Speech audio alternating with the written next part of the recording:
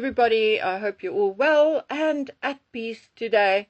The heat is getting to this old hag, but thank God I have this fantastic fan thing which turns my bedroom nice and cool. So it is hermit weather. I eat, I sleep and work in this tiny little room. It is indeed my safe place, my haven, my cool place.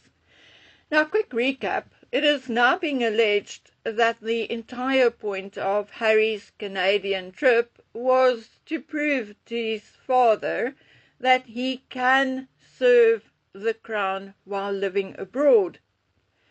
And you know what? That, according to my information, is, for a change, correct. It is also being told to me that while Charles agrees and thought Harry did a good job, he knows that it's not going to wash with anyone else, not with the family or the courtiers. No organization can have a loose cannon with a loose mouth running around representing the firm, doing events at the same time as other senior royals, etc., etc. It cannot and will not work, and Charles knows it. So for a change, his darling boy is not going to get what he wants. Queen Elizabeth's words will be honoured. You are in or you are out, Harry. Now, I agree with Meghan Kelly on this. Harry and Meghan are currently more of a brand than they are of a bloodline.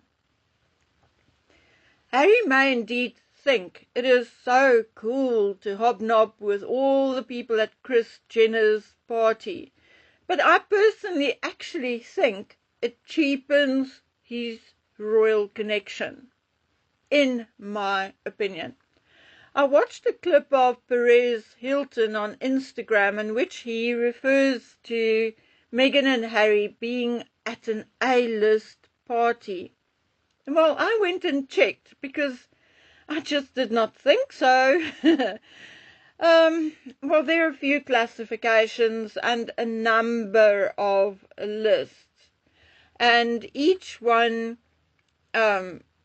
sort of pretend that they are the supposed list, the real one. But in any case, so according to all of these lists, they are the list, the one you have to believe in. So I randomly chose one, and this would state the following as A-list stars: Leonardo DiCaprio, Brad Pitt, Tom Cruise, Tom Hanks, Meryl Streep, Denzel Washington, Julia Roberts, Sandra Bullock, George Clooney, Angelina Jolie, Scarlett Johansson, Jennifer Lawrence, Margot Robbie, Dwayne Johnson. Okay, voila. Here we have the first one who was actually at the party. Ryan Reynolds, Will Smith, Chris Hemsworth, Chris Evans, Chris Pratt, Zendaya, Timothée Chalamet, Emma Stone, Beyonce, Taylor Swift, and Oprah. Now, although I guess it's all about which list you consult, but out of the list I just read, only 2 were at Kris Jenner's party. Now look, I'm not knocking the party or where it was held. I mean, good golly, a 70th deserves a big party. But honestly, going to a party, even if it was an A-list party, is not going to make you one. In my opinion, Meghan Markle stood out like a sore thumb, and not for any good reasons.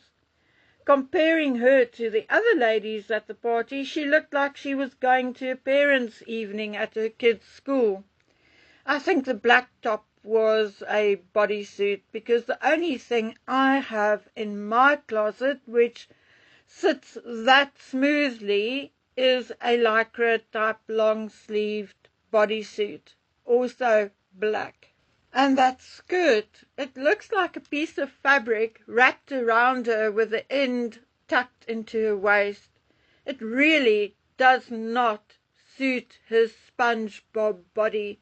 But more than that, everyone else were practically in glittery gowns and not in a bodysuit and a skirt you can wear to a business meeting.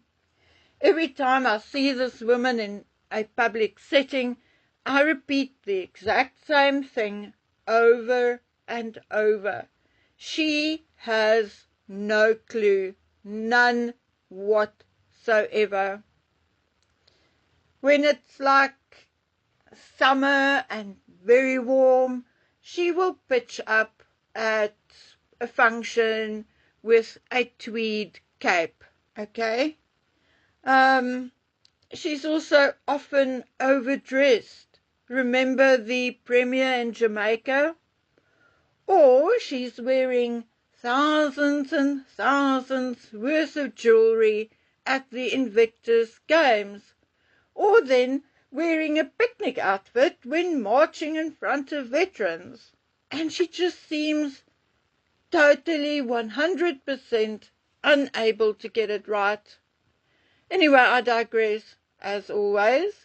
Attending these parties are not going to magically turn Meghan from a D-lister into an A-lister.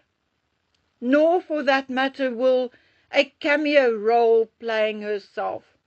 All it is doing is turning her into a laughing stock. Meghan's main issue is that she's still emotionally 12 years old and in awe of celebrities. The hunger to be with them shows in her face and the crazed look in her eyes. I wish she could see herself sometimes. Honestly, I looked through about 100 photographs from the party, and I swear there are smiles aplenty, but Meghan is the only one flashing those humongous teeth all the fucking time.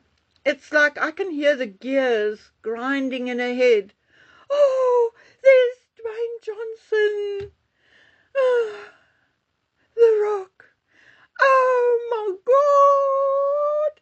And there's Kim. Oh.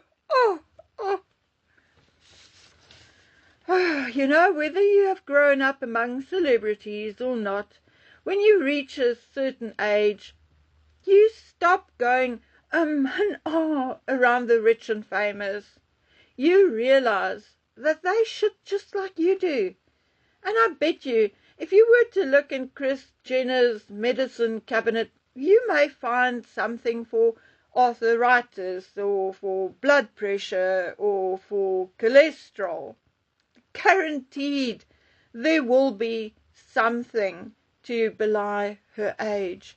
You can keep the shell intact, but the machinery will age regardless. And that, my dear friends, we all know is a fact of life.